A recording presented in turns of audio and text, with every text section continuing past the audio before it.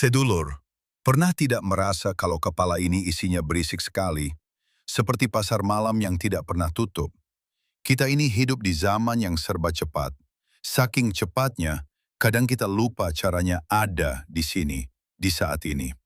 Kita sering terjebak dalam apa yang disebut sebagai conceptual mind, atau pikiran konseptual. Padahal, cara kita mengetahui sesuatu lewat konsep itu sebenarnya sangat terbatas untuk bisa memahami siapa diri kita sebenarnya di kedalaman jiwa.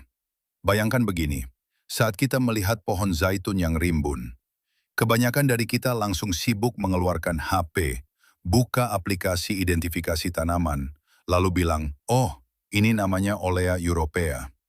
Kita tahu namanya, kita tahu cara tumbuhnya, bahkan mungkin ada yang sampai menulis disertasi PhD tentang bagaimana air bisa naik ke dahan yang tinggi. Tapi pertanyaannya, apakah kita benar-benar mengenal pohon itu?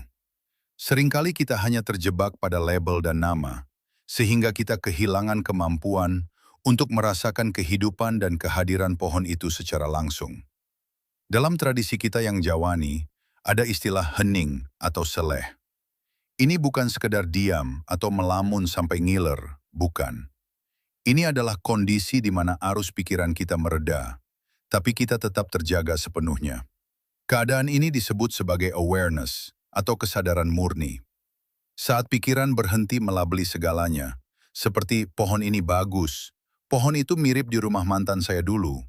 Saat itulah muncul yang namanya non-conceptual knowing atau pengetahuan non-konseptual. Secara spiritual, inilah pintu masuk menuju apa yang disebut para ahli sebagai gnosis, atau dalam bahasa kita sering disebut sebagai makrifat, sebuah pemahaman mendalam tentang realitas hakiki. Pengetahuan ini tidak bisa didapat hanya dengan menghafal teori, tapi dengan hadir sepenuhnya. Modernitas seringkali membuat kita menjadi entitas egois yang terjebak dalam narasi hidupku, milikku, dan masalahku. Mari kita langsung bedah resep praktisnya agar hidup tidak cuma berisi drama dan overthinking. Latihan-latihan ini saya sarankan dilakukan secara rutin agar menjadi second nature atau kebiasaan yang mendarah daging, supaya kita tidak lagi menjadi tawanan dari pikiran kita sendiri. Latihan pertama adalah napas pembuka pintu hening. Cara paling gampang untuk keluar dari arus pikiran yang ngalor ngidul adalah dengan menyadari napas kita sendiri. Saat jenengan mulai merasa mumet dengan urusan dunia, coba berhenti sebentar. Rasakan udara yang masuk dan keluar. Kesadaran akan napas ini secara otomatis akan menenangkan pikiran jenengan, dan di sela-sela itu akan muncul sebuah keheningan atau stillness. Di dalam keheningan itulah sebenarnya jenengan sedang menghadirkan kesadaran murni atau presence. Ini bukan berarti jenengan melamun atau mau tidur ya, tapi justru jenengan sedang berada dalam kondisi terjaga sepenuhnya tanpa diganggu suara-suara bising di kepala. Latihan kedua adalah melihat tanpa melabeli. Sesekali, cobalah jenengan keluar rumah, cari pohon atau tanaman, tidak harus pohon zaitun yang mahal itu. Pohon pepaya di belakang rumah pun jadi.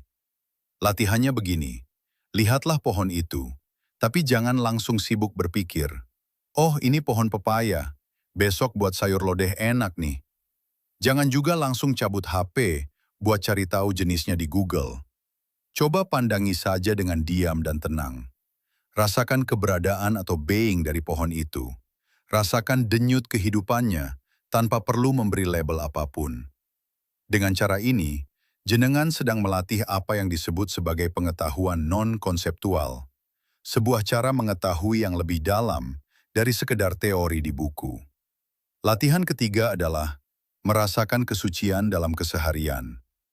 Ketika jenengan sudah bisa melihat alam tanpa terperangkap dalam konsep, jenengan akan mulai merasakan adanya sacredness atau kesucian. Tradisi kuno dulu sering menganggap tempat tertentu itu suci karena mereka bisa merasakan medan energi dan kehidupan yang memancar darinya. Nah, coba jenengan bawa rasa hormat dan respek itu ke dalam setiap aktivitas. Jangan sampai kita seperti manusia modern yang hanya tahu segala sesuatu lewat konsep atau PhD saja, tapi kehilangan rasa akan keajaiban ciptaan Gusti Allah. Saat jenengan menyentuh atau melihat sesuatu dengan tenang, disitulah kecerdasan otak mulai berubah menjadi kebijaksanaan atau wisdom. Ingat, kita butuh konsep untuk bekerja dan hidup di dunia. Tapi jangan sampai kita terpenjara di dalam ego dan narasi hidupku yang melelahkan itu. Selamat berlatih menjadi pribadi yang lebih seleh dan bijak.